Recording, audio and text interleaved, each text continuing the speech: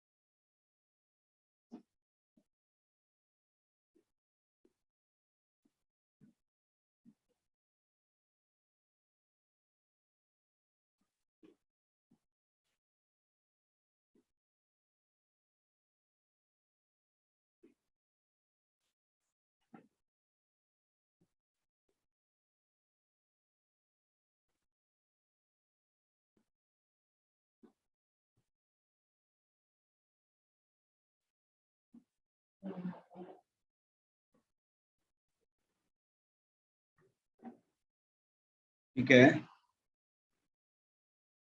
Yes, sir.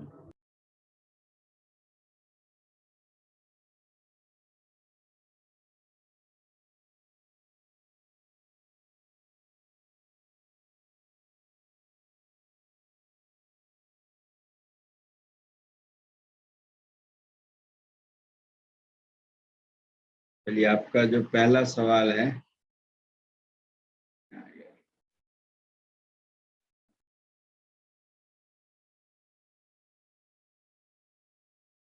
ठीक है, question देख लीजिएगा। F be a differentiable function for all x, है ना।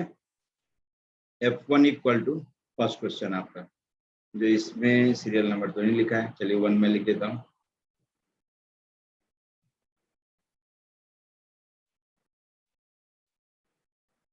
F1 दिया हुआ आपका, F1 इज -2, ठीक।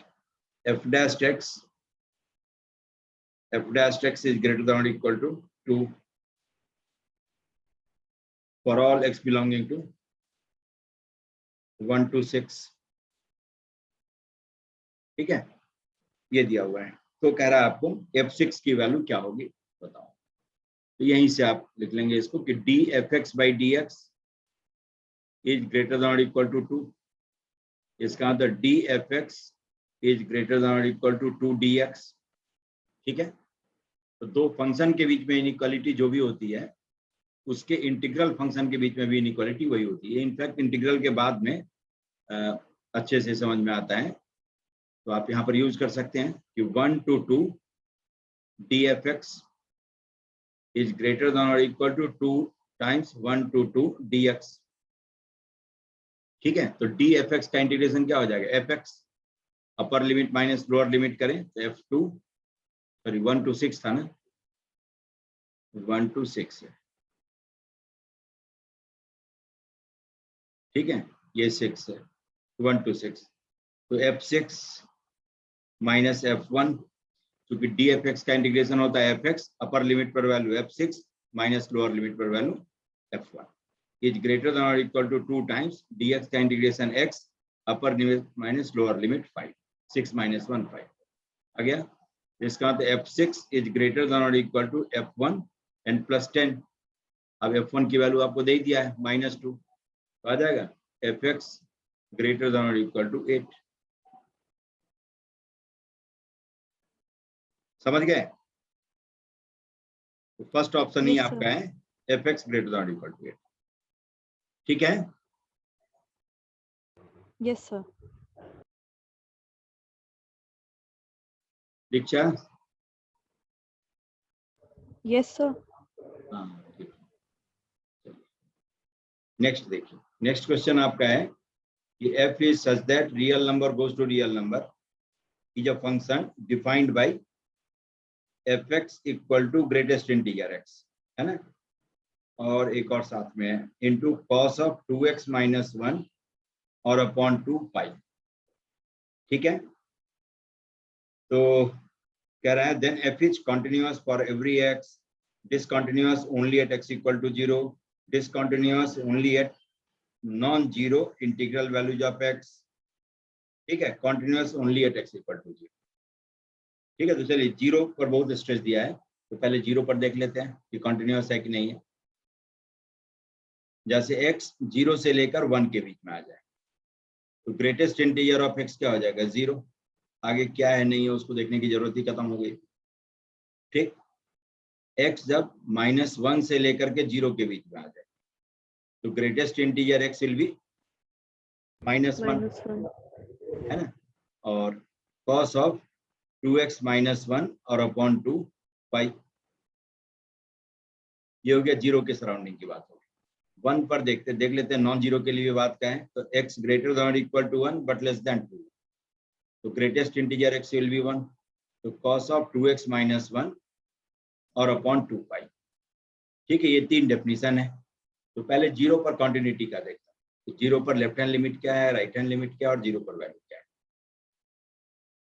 ठीक है, तो देखिए at x equal to 0 left hand limit लिखते हैं। तो क्या लिखते हैं, लिमिट x अप्रोचेज 0 माइनस और minus of cos of 2x -1 upon 2 times of पाई।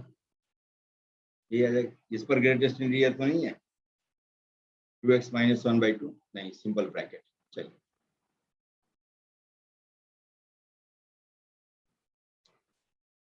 ठीक है, तो x के जगह पर इसमें 0 डालिए, cos -π/2 is cos π/2, cos π/2 is 0, और राइट हैंड लिमिट और 0 पर वैल्यू दोनों 0 है, f0 इज 0।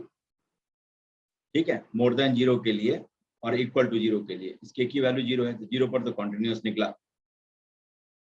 तो 0 पर जहां डिसकॉन्टिन्यूअस की बात कर रहा है वो गलत है। अब x इक्वल टू 1 पर देखते हैं। x इक्वल टू 1 पर लेफ्ट हैंड लिमिट निकालें तो 1 के लेफ्ट साइड में, ठीक है, लेस देन 1 के लिए 0 है, left hand limit is 0। Right hand limit RHL limit x approaches 1 plus, ठीक है, cos ऑफ 2x -1 और अपॉन 2 टाइम्स ऑफ पाई। अब x के जगह पर 1 रखिए, देखिए कितना आता है π/2, cos π/2 इज 0, और x इक्वल टू 1 पर एग्जैक्टली 0। ये यहाँ पर भी फंक्शन कॉन्टिन्यूअस हो गया है ना, 1 पर भी कॉन्टिन्यूअस है। तो positive continuous every real value of x, है ना, और बीच में तो कॉन्टिन्यूअस होगा ही, कोसाइन फंक्शन कॉन्टिन्यूअस होता ही होता है। -1 पर एक देख लीजिए, every non zero integral value of x, 0 पर भी है ही, तो इसलिए नॉन जीरो वाला गलत हो गया। Continuous only at x equal to 0, ये भी गलत हो गया क्यों, तो 1 पर है। Discontinuous only at x equal to 0, पहला ही ऑप्शन सही हो, है ना, तब देखने की जरूरत ही नहीं है। कॉन्टिन्यूअस एवरीवेयर, हर जगह पर ये कॉन्टिन्यूअस। ठीक है, यस सर। आंसर नहीं मिले तो बताते रहना है ना। Yes sir. नेक्स्ट देखिए, नेक्स्ट लिमिट आपकी है, limit n approaches infinity n+1 n+2, अच्छा ये n+2n है, समझिए n+2n, और नीचे आपका n raise to the power 2n है ना। तो n raise to the power 2n मतलब n n n कितनी बार मल्टीप्लाई होगा, 2n टाइम्स। इन सबको एक एक n दे दे, पूरा n कंज्यूम हो जाएगा। Yes sir. Whole raise to the power 1/n लिखा सकता है। ठीक है, तो इस पूरे को अब y ले लेते हैं। y is n+1 upon n, n+2 upon n, n+3 upon n, and so on, n+2n upon n whole raised to the power 1/n। अब log ले लीजिए, log y will be 1/n, और ये सब समेशन में ब्रेक हो जाएगा, sigma log n plus r by n, r varies from 1 to 2n, r की वैल्यू 1 से लेकर के 2n तक, समझ गए।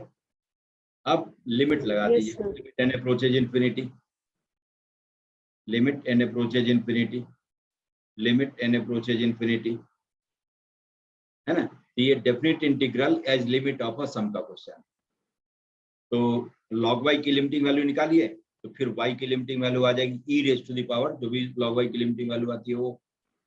तो सिग्मा को इंटीग्रेशन से r बाई एन को x से, तो log 1 plus x, 1 by n को dx से रिप्लेस कर लेते हैं। ये तरीका है कि r बाई एन को x से, सिग्मा को इंटीग्रल से और 1 बाई एन को dx से रिप्लेस कर लें, और फिर r बाई एन की लोअर लिमिटिंग और अपर लिमिटिंग वैल्यू लिख दीजिए। तो इंटीग्रल की लोअर लिमिट और अपर लिमिट आ जाएगी।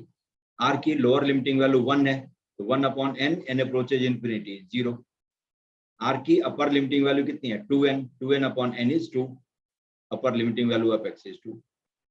अब इसको इंटीग्रेट करिए log 1 प्लस एक्स का, तो इंटीग्रेशन बाई पार्ट्स लगाएंगे। 1 का इंटीग्रेशन x और into log of 1 plus x हो गया 0 to 2, माइनस 0 to 2, 1 का इंटीग्रेशन x और इंटू log 1 प्लस एक्स का डिफरेंशिएशन 1 अपॉन 1 प्लस एक्स। ये इंटीग्रेशन बाई पार्ट्स है ना। First function into integral of second function minus integral of differential of first function, log 1 plus x ये first function है, and integral of second function, तो 1 का integration x। अब देखिए first part तो evaluate हो गया 2 log 3 है ना, और 0 पर वैल्यू 0 ही हो जाएगी, माइनस, अब इसको आप सॉल्व कर सकते हैं x प्लस 1 और अपॉन माइनस 1 कर और माइनस 1 कर दीजिए 0 to 2, 1 minus 1 upon 1 plus x लिखा सकता है इसको। हो गया 2 log 3 माइनस ऑफ 1 dx, तो x minus log 1 plus x हो जाएगा 0 to 2। तो अब लिमिट रख दीजिए, 2 पर जो वैल्यू आएगी वही रहेगी। ये हो गया 2 log 3 और माइनस ऑफ 0 पर तो 0 ही हो जाएगा, 2 माइनस ऑफ log 3, ये 4 log 3 माइनस 2 हो गया। ठीक है, इसको आप लिख सकते हैं log 3 raise to the power 4 minus log e square हो जाएगा, क्योंकि 2 को log e to the base से मल्टीप्लाई कर दीजिए जो कि 1 होता है, वो भी log के टर्म में आ जाएगा। इसका मतलब limit n approaches infinity log y, ये आ गया आपका log ऑफ कितना 3/4 और e स्क्वायर 3 रेज पावर 4 है ना, सॉरी 3 रेज पावर 4 कहाँ से, 3 log 3 होता है ना, 4 log 3 कहाँ होगा। ठीक है, माइनस ऑफ 2 और माइनस इतना है log 3 है, तो माइनस प्लस log 3 हो गया, 3 log 3 से 3 log 3 आया, ये गलत काम है, ये 4 नहीं है 3 है।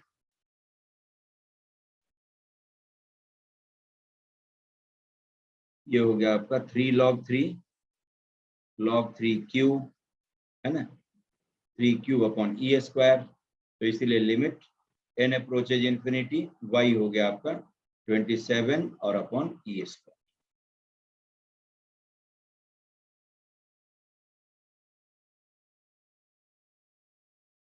है हाँ है, तो ठीक है 3 log 3 माइनस 2 ये भी कह सकते हैं, वो भी है 27 अपॉन e स्क्वायर, ये भी है। बस मोर देन वन चॉइस है? नो सर, हैं? सिंगल चॉइस है सर, क्या सिंगल चॉइस है। सिंगल चॉइस है? आंसर यस क्या सर, दिया है? सर डी वाला ही दिया हुआ है। डी वाला, तो इसका यस मतलब बी सर, वाले में गलत दिखा है इसमें। log 3 यस सर, 3 सेम हो रहे हैं वही हो दोनों। जाएगा ना, यस सर, है ना, ये गलत, ये इसने छापा होगा गलत, +2 होगा, वरना दोनों की वैल्यू तो सेम है, बी और डी दोनों तो एक ही चीज है ना। Yes sir.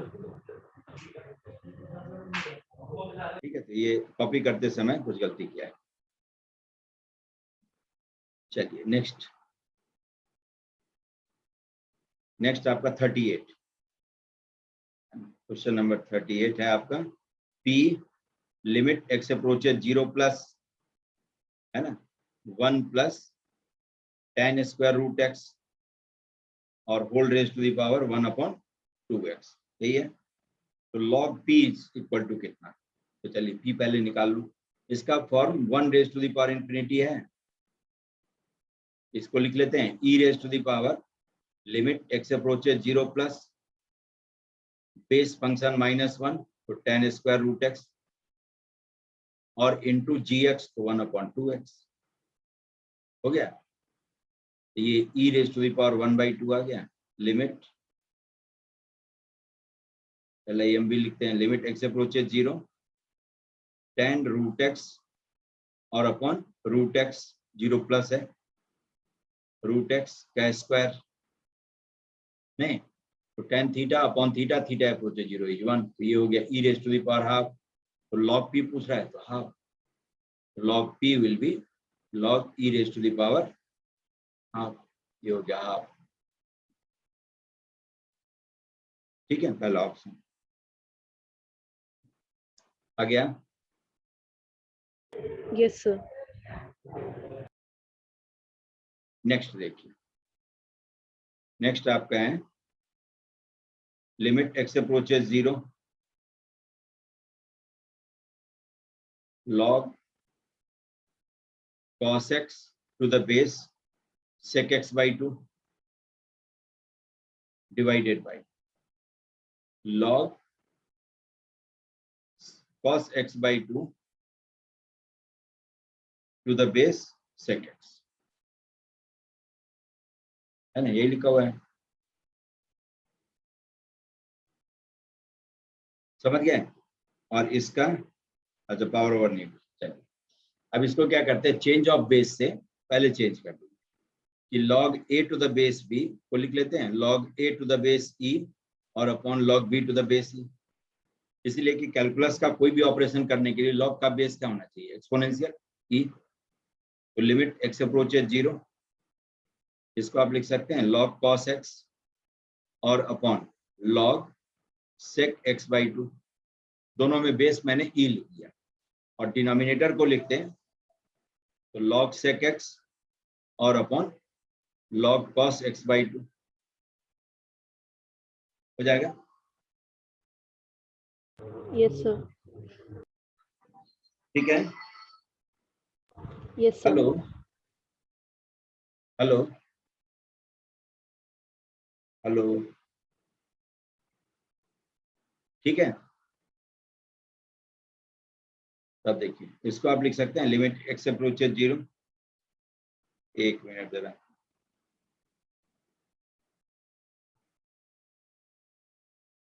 सबको cos x में चेंज कर लीजिए।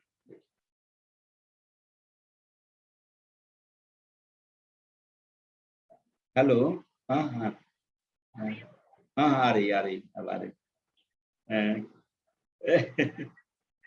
हाँ पहुंच गए 8:15 तक। हाँ कहीं तब तक तो हम आ चुके थे। 8:15 तक पहुंच गए। हम्म, हम्म, ठीक है। तो कल जो है, कल इनका बूस्टर वाले का हम ले लेते हैं क्लास।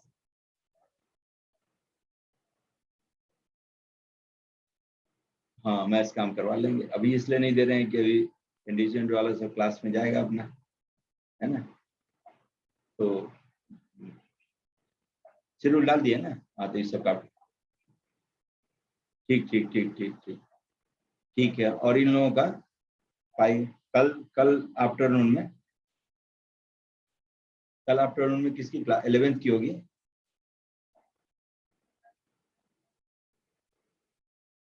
ठीक, अच्छा अच्छा, ठीक, अच्छा अच्छा, ठीक है फिर, ठीक है। और इसमें 12th में, अच्छा हाँ हाँ वही ना, वही तो 12th का कल हम ऑनलाइन नहीं तो ले लेंगे ना यहाँ से, आफ्टरनून में हम ले लेंगे, हैं डाल दें उसका शेड्यूल क्या। हाँ ऑनलाइन यहीं से हम ले लेते हैं ऑनलाइन, ठीक, क्योंकि ऑक्यूपाई। हम्म अच्छा,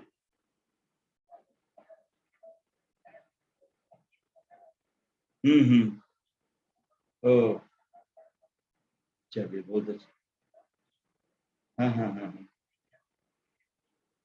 ठीक ठीक ठीक ठीक। हम्म, ओ अबे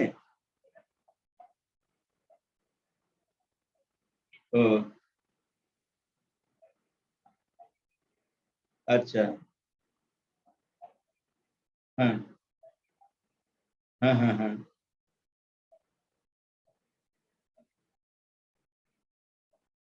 ओ फिर, हाँ हाँ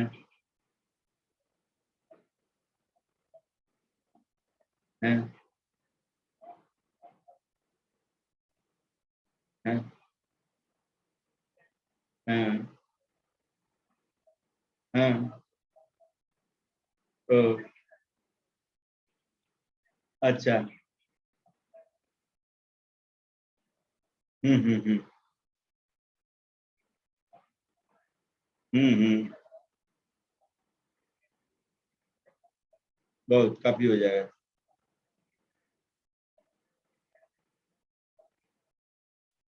हम्म समझदार है तो अब क्या ज्यादा।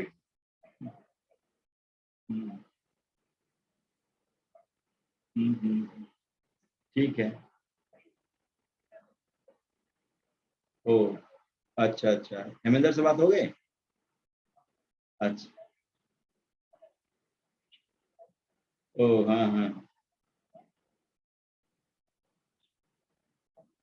ठीक ठीक ठीक ठीक, हम्म, चलिए लगा देगा। संडे का हटा दिया। अच्छा, हाँ हाँ, हम्म, अच्छा ओ, हाँ नहीं इसीलिए हटाया होगा कि कल रक्षाबंधन में मूवमेंट होगा ही होगा, है ना, और उसमें कहीं कोई दिक्कत करेगा तो फिर खुलेंगी, हाँ, और उस दिन बिक्री नहीं होगी तो किस दिन कमाएगा। हाँ। आज दिया, अभी दिया नोटिस, बहुत डिप्लोमेसी हाई लेवल डिप्लोमेटिक है। हाँ, चलिए अच्छा, ठीक है, तो 12th वाले का हम ले लेंगे कल, है ना, आफ्टरनून में। ठीक है, उधर 11th का आप लोग देख लीजिएगा वहां पर।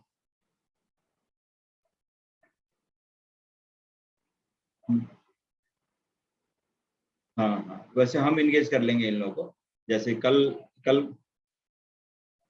आ गया, ठीक है, बात कर लीजिए, देख लीजिए ठीक, हाँ दीक्षा है, समझ गए। सर ये वाला स्टेप बता दीजिए जो ये सर वाला एल देख, एन कॉस एक्स अपॉन ये तो l n change cos of base तो स्क्वायर समझ में गया हो। है ना। Yes sir. Change of base समझ गया, sec x by 2 को हमने cos x by 2 रेज पर -1 लिख दिया। Yes sir. log m raise to the power n होता है, n log m पावर को प्रोडक्ट में ले आते हैं, ये -1 दोनों का प्रोडक्ट में आ जाएगा। Yes sir. log okay m sir, raise समझ टू दी गई। पावर n, ये होता है n times log m, yes नहीं सर। बेस चाहे जो भी होता हो, तो ये यस सर। -1 जो दोनों के पावर में है दोनों ही प्रोडक्ट में आ जाएगा, दोनों -1 कैंसिल हो गया, तो ऊपर में log cos x का स्क्वायर हो गया, नीचे log cos x by 2 का स्क्वायर हो गया। यस सर, क्लियर हो अब गया। ये 0/0 फॉर्म है, x को 0 रखिए तो cos 0 is 1, है ना, तो इसका मतलब एल हॉस्पिटल रूल का यूज कर सकते हैं, इसमें न्यूमरेटर और डिनोमिनेटर दोनों को सेपरेटली डिफरेंशिएट कर लेते हैं, तो log cos x का cos x के रिस्पेक्ट में 1/cos x, और cos x का x के रिस्पेक्ट में -sin x, ठीक है। log cos x yes by sir. 2 का cos x by 2 के रिस्पेक्ट में 1/cos x by 2, फिर cos x/2 का x/2 के रिस्पेक्ट में माइनस साइन x/2 और x/2 का x के रिस्पेक्ट में हाफ, ये चेन रूल। समझ गया? 3 स्टेप क्या है? पहले लॉग का डिफरेंशिएशन, फिर cos का डिफरेंशिएशन, फिर उसके एंगल का डिफरेंशिएशन, ऐसे बाहर से अंदर की तरफ जाना। ठीक है? Yes sir. अब देखिए ऊपर में आ गया tan x, 2 माइनस फिर कैंसिल हो गया, और डिनोमिनेटर में है tan x/2, तो tan theta upon theta, theta approaches 0 is 1, तो जो भी tan का एंगल है उसे डिवाइड और मल्टीप्लाई मैंने कर लिया। तो न्यूमरेटर में x से डिवाइड और मल्टीप्लाई हमने किया, डिनोमिनेटर में x/2 से डिवाइड और मल्टीप्लाई, तो x तो कैंसिल ही हो गया, और tan थीटा अपॉन थीटा के फॉर्म में जो है उसकी लिमिटिंग वैल्यू 1 आ गई, तो 1/1/2, तो 2 हो गया, 2 का स्क्वायर 4, बाहर में 4 था ही ऑलरेडी, 4 × 4 60। ठीक है? अब बताइए समझ गया कि नहीं? यस सर, समझ गई। तो मैं यहाँ वही लॉग वाले में गलती कर रही थी, क्या? करा तो ऐसे ही। तो वो जो लॉग का साइन बाहर लेना था ना, तो वहां पे मिस्टेक कर रही थी, वो बाहर नहीं ले रही थी साइन, ओ ये गलत हो रहा था। चलिए अब तो हो गया ना? Yes sir. नेक्स्ट देखिए, ये कहता है कि ग्रेटेस्ट इंटीजर है, limit x approaches π/2, x minus π/2 और अपॉन cos x। ठीक है? इसकी वैल्यू निकाल दी। ठीक है? तब देखिए x जब π/2 को अप्रोच करता है तो या तो π/2 से थोड़ा कम होता होगा या ज्यादा होता होगा, यही होगा। तो लेफ्ट हैंड लिमिट निकालें, लिमिट एग्जिस्ट, अच्छा कोई न कोई लिमिट दिया हुआ है, तो इसका मतलब आप कोई लिमिट एक लेकर के देख सकते हैं, है ना, लेकिन डाउटफुल जब हो तो उस केस में दोनों ही लिमिट निकाल देते हैं। जैसे LHL लिखते हैं तो लिमिट h अप्रोचेज 0, है ना, x के जगह पर क्या रखते हैं π/2 माइनस h, तो ये हो जाता माइनस h और upon cos 90 minus h sin h। ठीक है? लेकिन यहाँ पर लेफ्ट हैंड लिमिट लिखते समय आपने π/2 माइनस h लिखा है, तो h 0 को अप्रोच करेगा, लेकिन h की वैल्यू क्या होगी पॉजिटिव, तभी इसको कह सकते हैं π/2 के लेफ्ट साइड का नंबर है ना। तो अब जरा देखिए h अपॉन साइन h है, तो sine theta is less than theta, तो साइन थीटा अपॉन थीटा की वैल्यू क्या होती है लेस देन 1। अप्रोक्सीमेट वैल्यू तो 1 है, अप्रोचिंग वैल्यू 1 है, लिमिटिंग वैल्यू इसकी 1 है, लेकिन प्रैक्टिकल वैल्यू इसकी क्या है less than 1, sine theta upon theta. तो थीटा अपॉन साइन थीटा की वैल्यू क्या होगी प्रैक्टिकली मोर देन 1। समझ गए कि थीटा अपॉन साइन थीटा ये जो है आपका जस्ट मोर देन 1।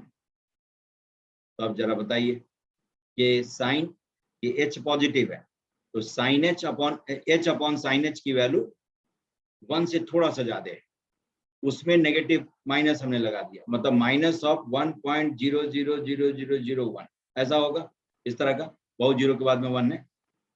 ऐसे नंबर की ग्रेटेस्ट इंटीजर वैल्यू कितनी हो जाएगी -1 -2, है ना, माइनस ऑफ 1 पॉइंट बहुत जीरो के बाद में 1 है, तो इसकी ग्रेटेस्ट इंटीजर वैल्यू हो जाएगी -2।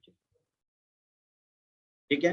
राइट हैंड लिमिट निकालें, x equal to π/2 plus h लिखिए, तब भी वही आएगा राइट हैंड लिमिट। तो limit h approaches 0, greatest integer of π/2 plus h minus π/2, तो h और अपॉन cos π/2 प्लस h कितना हो जाएगा माइनस साइन h, तो सेम चीज आ गया, h अपॉन साइन h है।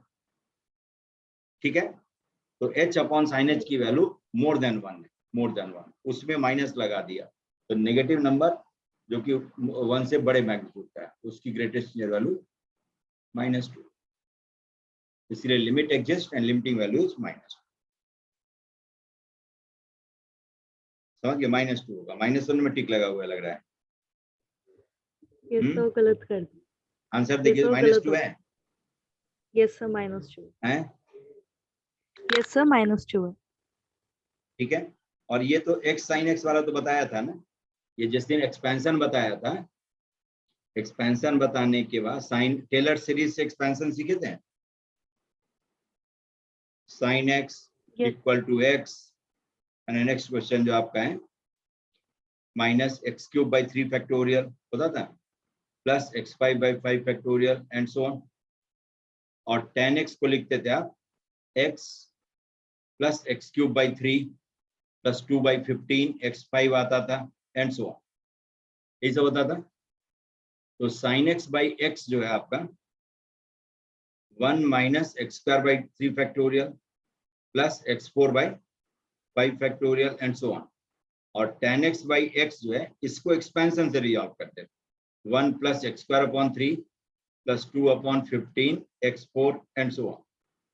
अब इसको मल्टीप्लाई करके सिर्फ दो टर्म देख लीजिए, 1 के अलावे क्या है, into tan x upon x लिखे, ये 1 और प्लस एक्स स्क्वायर का टर्म कब आएगा, जब sin x वाले में से 1 को एक्स स्क्वायर से मल्टीप्लाई करेंगे तब, और फिर tan x वाले 1 को sin x वाले एक्स स्क्वायर वाले से मल्टीप्लाई करेंगे, एक्स स्क्वायर टाइम्स 1/3 माइनस 1/6 आ जाएगा, और 1/3 माइनस 1/6 इज 1/6, मतलब ये मोर देन 1 है।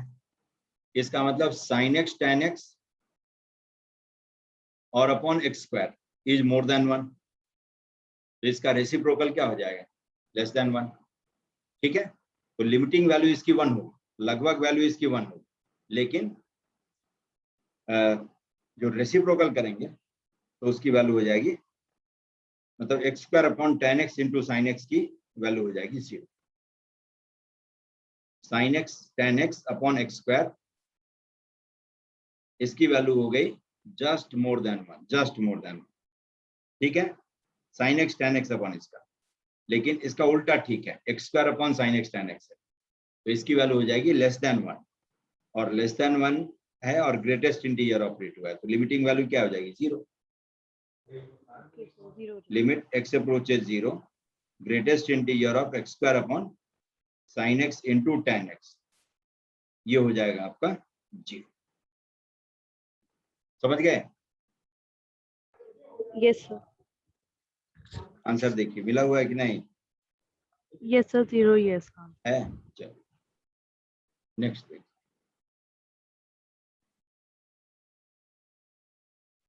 ये आपका है, ये तो सीरीज का सम पूछ रहा है आपसे, limit n approaches infinity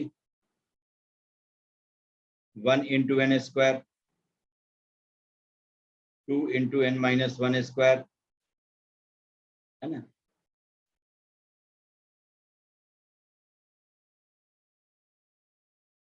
three into n minus 2 square.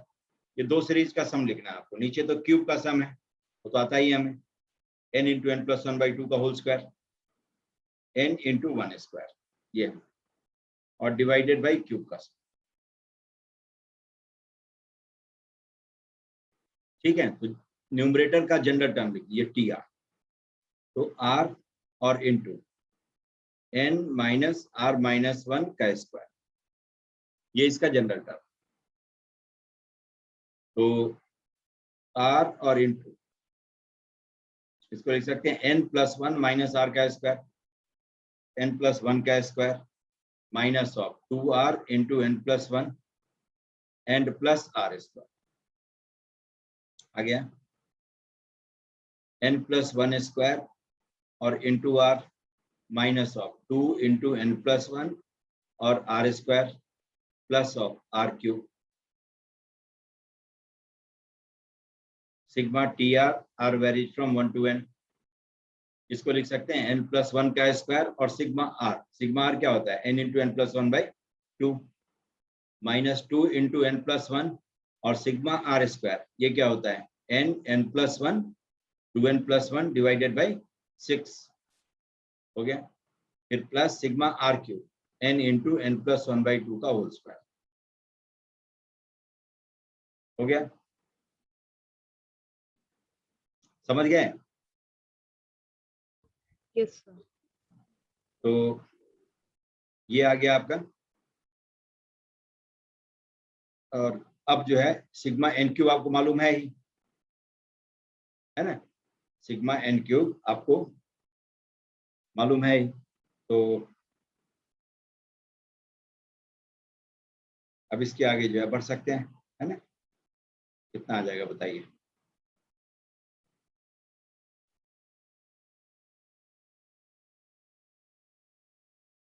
बोलिए। अब तो n into n plus one by two के होल स्क्वायर से डिवाइड करिए इसको, न्यूमरेटर आ ही गया है, तो लिमिट जो आ जाएगी आपकी n into n plus one, इस सब में से कॉमन क्या आएगा, n प्लस वन का स्क्वायर, ये पूरा कॉमन आ रहा है, सब जगह दिख रहा है, ठीक है। बाई टू एक निकाल लेता हूं, ठीक है। तो न्यूमरेटर में बच जाएगा आपका लिमिट n अप्रोचेज इन्फिनिटी, पहले में बच गया n प्लस वन, बाकी सब तो खाली हो चुका है, माइनस 2/3 और times 2n plus one plus n और अपॉन 2, ये बच गया न्यूमरेटर में। डिनोमिनेटर में आपका इन सब का स्क्वायर था, n square, n plus one का स्क्वायर, नहीं, और अपॉन 4। यस सर, तो इसका आंसर डी हो गया 1/3।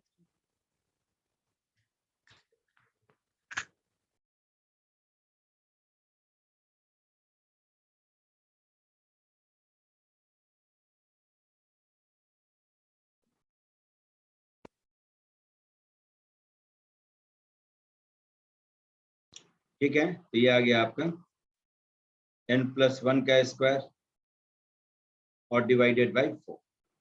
तो इसमें से n ये कैंसिल हो जाएगा, एक n रह जाएगा और यहाँ 2 रह जाएगा। अब उस एक n को n से सबको डिवाइड कर दीजिए, ठीक है। तो बच जाएगा लिमिट 2 टाइम्स, ये आ गया 1, क्योंकि 1 प्लस वन बाई एन, तो 1 हो जाएगा, माइनस 2/3 और इंटू 2, क्योंकि 1 अपॉन n जहां पर भी होगा उसकी वैल्यू 0 हो जाएगी, n प्लस हाफ फाइनल हो गया। इसको भी n से डिवाइड कर दिया है, ये तो n कैंसिल ही हो जाएगा, यहाँ पर n plus one upon n करेंगे तो 1 प्लस वन अपॉन n आ जाएगा।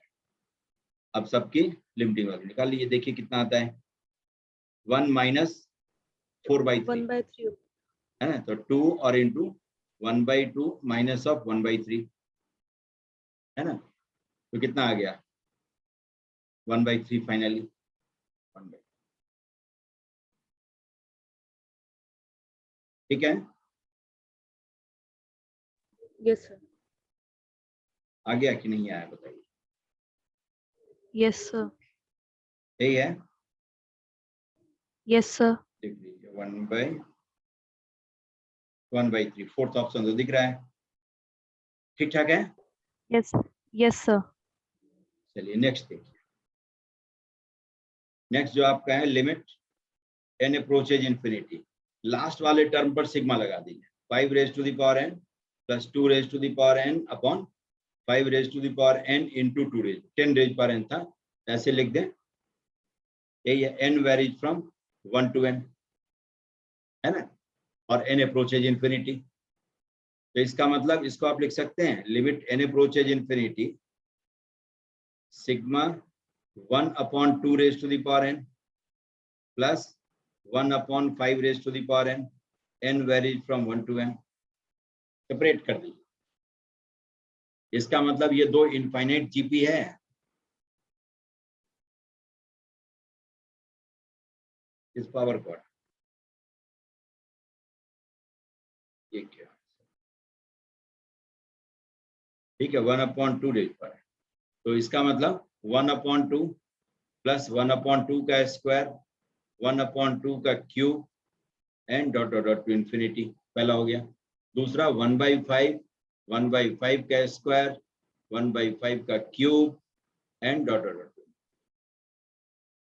ठीक है, समझ गए। Yes sir. तो ये दो इनफाइनाइट जीपी है, 1/2 अपॉन 1 माइनस 1/2, दूसरा हो गया 1/5 अपॉन 1 माइनस 1/5, ठीक, तो 1 यस एंड सर। प्लस 1/4, ये हो गया आपका 5/4, ये लिमिटिंग वैल्यू।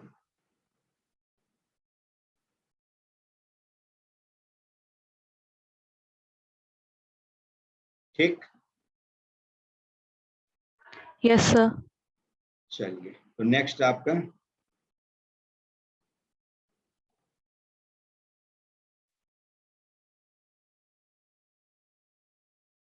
नेक्स्ट है कि the graph of y equal to f x, the graph of y equal to f x has unique tangent at a, 0। इसका मतलब क्या है, अब तो जान चुके हैं, किसी पॉइंट पर यूनिक टेंजेंट है, इसका मतलब उस पॉइंट पर फंक्शन डिफरेंशिएबल है। नहीं, यस सर। यूनिक टेंजेंट का Yes, मतलब sir. यही है। तो 1 + 6 fx, इसका मतलब fx is differentiable at x equal to a, और x इक्वल टू a पर फंक्शन की वैल्यू 0 है, fa इज 0, a, 0 से पास होता है y इक्वल टू fx, इसका मतलब इसमें x इक्वल टू a डालें तो y की वैल्यू 0 हो जाएगी। ठीक है, 3fx उस कंडीशन का मतलब ये। अब देखिए इसका मतलब एल हॉस्पिटल रूल यूज कर सकते हैं 0/0 फॉर्म में। Limit x approaches a 1/1 + 6 fx into, ये किसके रिस्पेक्ट में हो गया, 1 + 6 fx के रिस्पेक्ट, और 1 + 6 fx का differentiation 6 times of f dash x हो गया। Yes sir. ठीक है, यस सर। अब आइए, तो अब 3fx का differentiation 3 times f dash x, और चूंकि फंक्शन डिफरेंशिएबल है इसलिए इसके कुछ ना कुछ वैल्यू होगी, कैंसिल हो गया। अब 3 से इस 6 को कैंसिल करिए 2, अब जहां जहां पर x है वहां पर a डाल दीजिए, तो 2 और अपॉन 1 + 6 fa, और fa तो 0 है, 2 हो गई वैल्यू। Yes sir. तो हुई क्या, नेक्स्ट ये ग्रेटेस्ट इंटीजर देखिए, ग्रेटेस्ट इंटीजर तो लगभग में बात ही नहीं करता है कभी, है ना, एग्जैक्ट वैल्यू देगा। तो देखिए greatest integer x², greatest integer x³, और होते होते कहाँ तक है, ग्रेटेस्ट इंटीजर x⁻²n+1। तो इन सब की वैल्यू या तो 0 होगी या -1 होगी, है ना, और आगे भी है +n+1, और divided by 1 + greatest integer x + greatest integer x² and +2x। ठीक है, तो देखिए x जब 0 माइनस है, इसका मतलब x की वैल्यू -1 और 0 के बीच में है, ये बात दिमाग में रहनी चाहिए। तो इसका इवन पावर रेज करेंगे तो उसकी वैल्यू 0 और 1 के बीच में आ जाएगी, इवन पावर कुछ भी हो। x³ करेंगे तो -1 और 0 के बीच में रहेगा, एंड सो ऑन। ठीक है, तो हर ऑड पावर वाले की ग्रेटेस्ट इंटीजर वैल्यू क्या हो जाएगी, -1, greatest integer x will be -1, और इवन पावर वाले की 0 हो जाएगी। तो इसका -1, इसका -1 और ये -1, तो टोटल -1 कितने बार कलेक्ट होगा, n+1 टाइम्स, क्योंकि 2n तक तो बराबर बंटवारा होगा, n इवन और n ऑड, है ना। लेकिन जब 2n+1 होगा तो उसमें एक ऑड के शेयर में ज्यादा। ठीक है, तो -n+1 एंड +n+1 आ गया, डिवाइडेड बाय, देखिए 1 -1 +0, ये सब ग्रेटेस्ट इंटीजर है जो लगभग में बात ही नहीं करता है, समझ गए, उसकी वैल्यू मैंने निकाली है। लेकिन जहां x है तो वो अप्रोच करता है तो उसको बचा के रखना है। तब जरा देखिए न्यूमरेटर पक्का 0 हो गया, और upon 2x when x approaches 0 minus, exactly 0 upon any non-zero number is always 0, चाहे वो 0 ही क्यों नहीं अप्रोच करता हूं, लेकिन अप्रोच ही तो कर रहा है, 0 तो है नहीं, है ना। तो इसलिए 0 upon any non-zero number has limiting value 0। हो गया, यस सर। आपके सवाल खत्म। एक और था शायद आपका, है ना, एक और a³ - b³ का फॉर्मूला ये पूछता है। ठीक है, तो a³ - b³ लिखते हैं आप, a - b और इंटू a² + ab + b², और a³ + b³ ये होता है a + b और इंटू a² + ab + b²। देख रहे हैं सबका वैसा ही नेचर है, ये इन्हीं दो फॉर्मूले का यूज है लास्ट वाले क्वेश्चन में आपका लिमिट का जो है। तो लिमिट n अप्रोचेज इन्फिनिटी, पहले में देखिए a cube minus b cube लिखेंगे तो क्या आएगा 2 माइनस 1 1 इंटू बाकी सब इसी में आ जाएगा 7, है ना। 2 क्यूब 8 होता है, 8 माइनस 1 7, तो वही 2 स्क्वायर प्लस 2 प्लस 1 करेंगे 7 आ जाएगा। नीचे में 2 प्लस 1 3, है ना, और इंटू कितना आ जाएगा 3, 2 क्यूब 8, 8 प्लस 1 9, तो 3 इंटू 3 9 होता है। ये भी तो आउट है, बाकी में फॉर्मूले का यूज कर लेंगे। 3 क्यूब माइनस 1, ये हो गया 2, है ना, और इंटू कितना आ जाएगा 14, तो 13 30 होगा। 30, है ना। 27 माइनस 1 26 होता है, 2 बाहर निकल गया तो ये आ गया। अब ये हो गया 27 प्लस 1 28, ये 3 प्लस 1 4 और इंटू 7। अब क्या होगा, क्या सब होने वाला है, समझ गए? Yes sir. ठीक है, ऐसे ही नेक्स्ट आप करेंगे तो 4 क्यूब माइनस 1, तो 4 माइनस 1 3, और 4 क्यूब 64 होता, 64 माइनस 1 65, सर सॉरी 63 को 3 से डिवाइड करिए 21, ये आ जाएगा। मतलब 4 square 4 cube minus 1 is 4 minus 1 into 4 square plus 4 into 1 and plus 1, ठीक है, यही आ जाएगा। डिवाइडेड बाय 4 क्यूब प्लस 1 करेंगे तो यहाँ पर 5 आ जाएगा और बीच में माइनस, तो 4 स्क्वायर 16 16 और माइनस 4 12 12 प्लस 1 30, ठीक है। चलिए इधर से तो कैंसिलेशन का ट्रेंड पता चल गया। न्यूमरेटर में अब ये 3 आया, पहली बार कैंसिल हुआ। नेक्स्ट होगा आपका 5 माइनस 1 4, है ना, 5 माइनस 1 4, और 5 square 25 plus 5 30 plus 1 31। Next 5 cube plus 1, तो 5 माइनस 1, तो शुरू में ही लिख लीजिए, देख लीजिए कि कितना टर्म कैंसिल होता है और कैसे, उसी के हिसाब से राइट साइड से उतना बच जाएगा, है ना। 5 प्लस 1 6 इंटू, अब 5 स्क्वायर 25 माइनस 5 20 21, ये तो सक्सेसिव ही कैंसिल हो रहा है। 7 7 13 13 21 21, ठीक है। और लास्ट टर्म जो आपका है यही है, इसी से सब कुछ आ जाएगा। n minus 1 n square plus n plus 1, और डिनोमिनेटर में हो गया n प्लस 1 और into n square minus n plus 1, ठीक है। तो क्या ऊपर में कैंसिलेशन का ट्रेंड पता चल गया। डिनोमिनेटर में देखिए, ये पहला फैक्टर इसका, ये कैंसिल होगा 3,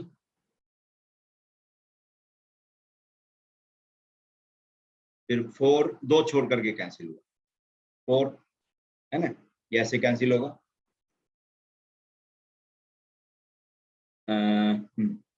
ये तो हो गया, ये पहला फैक्टर कैंसिल होते गया, अल्टरनेट 2 छोड़ करके, तो लेफ्ट से ये 2 छूटा है 1 इंटू 2,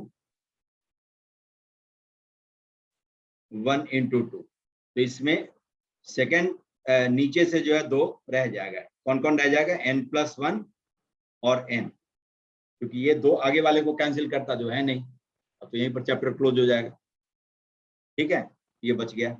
अब देखिए ये 7 7 13 13, ठीक है, और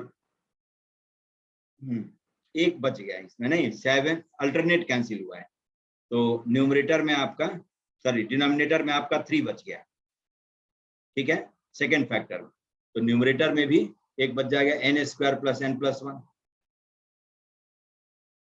यही होगा। Yes, समझ गए कि 7 अगले वाले को हाँ, कैंसिल yes, किया, तो ये जो है ये अगला होता कोई तो कैंसिल करता, उसको नहीं है तो नहीं कैंसिल करे, समझ गए। तो ये बच जाएगा Yes, आपका sir. Limit n approaches infinity. अब n स्क्वायर ऊपर में भी क्वाड्रेटिक है, नीचे भी क्वाड्रेटिक है, n स्क्वायर से डिवाइड करिए, इसकी वैल्यू 2/3 आ जाएगी, 2/3 आ जाएगी, बाकी Yes, सब sir. कैंसिल हो जाएगा, Yes, sir. हो गया।